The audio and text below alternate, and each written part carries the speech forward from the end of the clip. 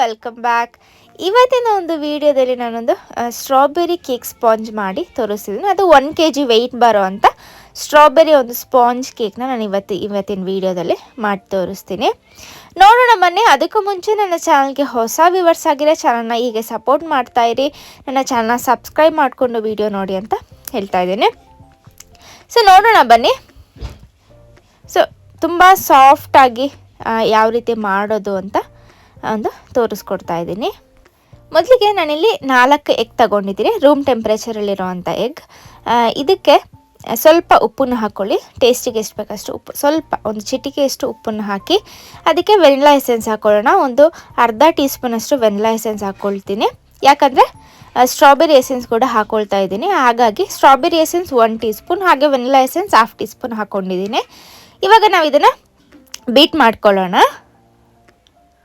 So beet ಮಾಡ್ಕೋಬೇಕಾದ್ರೆ ಯಾವಾಗಲೂ low to high ಸ್ಪೀಡಲ್ಲೇ beet ಮಾಡ್ಕೋಬೇಕು.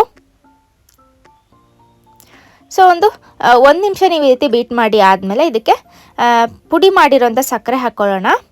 ಸ್ವಲ್ಪನೇ ಹಾಕ್ಕೊಳ್ಳೋಣ. 1 ಕಪ್ ಆಗೋಷ್ಟು ಸಕ್ಕರೆ ಪುಡಿ ಇದೆ, ಅದನ್ನು ಒಂದು 2 ಬ್ಯಾಚ್ ಮಾಡಿ ನಾನಿಲ್ಲಿ ಹಾಕ್ಕೊಳ್ತಾ ಇದ್ದೀನಿ.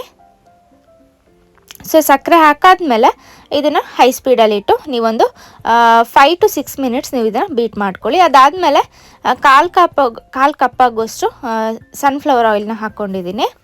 ಸೊ ಅದಾದಮೇಲೆ ಲೋ ಸ್ಪೀಡಲ್ಲಿ ಒಂದು 30 ಸೆಕೆಂಡ್ಸ್ ಬೀಟ್ ಮಾಡ್ಕೊಳ್ಳಿ. ನಂತರ ಇದಕ್ಕೆ ಡ್ರೈ ಇಂಗ್ರೀಡಿಯೆಂಟ್ಸ್ ಹಾಕ್ಕೊಳ್ಳೋಣ. ಡ್ರೈ ಇಂಗ್ರೀಡಿಯೆಂಟ್ಸ್ 1 ಕಪ್ ಆಗೋಷ್ಟು ಮೈದಾ, ಅದಕ್ಕೆ 1 teaspoon baking powder, 1/2 teaspoon baking soda ಹಾಕಿ ಇದನ್ನು ಚೆನ್ನಾಗಿ ಜರಡಿ ಇಟ್ಕೊಂಡಿದ್ದೀನಿ. ಇದನ್ನು ಸ್ವಲ್ಪನೇ ಹಾಕಿ ಇದನ್ನು ಲೋ ಸ್ಪೀಡಲ್ಲೇ ಬೀಟ್ ಮಾಡ್ಕೊಳ್ಳೋಣ. ಸೊ ಈ ರೀತಿ ಬ್ಯಾಚ್ ವೈಸ್ ಹಾಕಿ ಒಂದು 3 ಬ್ಯಾಚಸ್ ಮಾಡಿ ಹಾಕಿ. ಅದಾದಮೇಲೆ ಇದಕ್ಕೆ ಹಾಲನ್ನು ಹಾಕ್ಕೋಬೇಕು.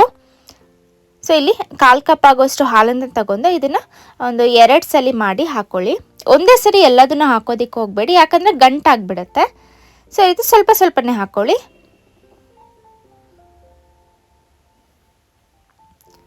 ಸೊ ನೀವು ಬೇಕಾದರೆ ಇದನ್ನು ಸ್ಪ್ಯಾಚುಲಾ ಅಥವಾ ಫೋರ್ಕಿಂದನೂ ನೀವು ಮಿಕ್ಸ್ ಮಾಡ್ಕೋಬೋದು. ಸೊ ಈ ರೀತಿ ಆದಮೇಲೆ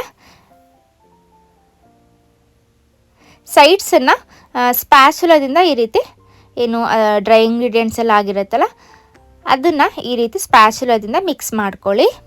ಸೊ ಸ್ಲೋ ಆಗಿ ಮಿಕ್ಸ್ ಮಾಡ್ಕೊಳ್ಳಿ, ಒಂದೇ ಡೈರೆಕ್ಷನಲ್ಲಿರಲಿ.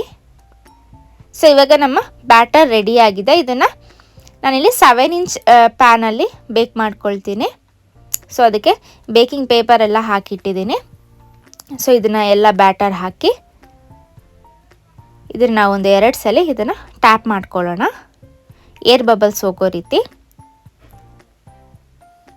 ಸೊ ಇವಾಗ ನಾನು ಇದನ್ನ ಬೇಕ್ ಮಾಡ್ಕೊಳ್ತೀನಿ ಪ್ಯಾನಲ್ಲಿ. ಸೊ ನೋಡ್ಬೋದು, ಒಂದು 45 ಮಿನಿಟ್ಸ್ ನಾನು ಇದನ್ನು ಲೋ ಫ್ಲೇಮಲ್ಲಿ ಬೇಕ್ ಮಾಡ್ಕೊಂಡಿದ್ದೀನಿ. ಅದಾದಮೇಲೆ ಪೂರ್ತಿ ತಣ್ಣಗಾದ್ಮೇಲೆ ಇದನ್ನು ಡಿಮೋಲ್ಡ್ ಮಾಡ್ಕೊಂಡಿದ್ದೀನಿ. ಸೊ ನೋಡಿದ್ರಲ್ಲ, ಇವತ್ತಿನ ವೀಡಿಯೋ ನಿಮಗೆಲ್ರಿಗೂ ಇಷ್ಟ ಆಯಿತು ಅಂತ ಅಂದ್ಕೊಳ್ತೀನಿ. ನೆಕ್ಸ್ಟ್ ಐಸಿಂಗ್ ವೀಡಿಯೋ ನಾನು ನೆಕ್ಸ್ಟ್ ವೀಡಿಯೋದಲ್ಲಿ ಹಾಕ್ತೀನಿ. ಅಲ್ಲಿ ತನಕ ಸ್ಟೇ ಟ್ಯೂನ್. ಬಾಯ್.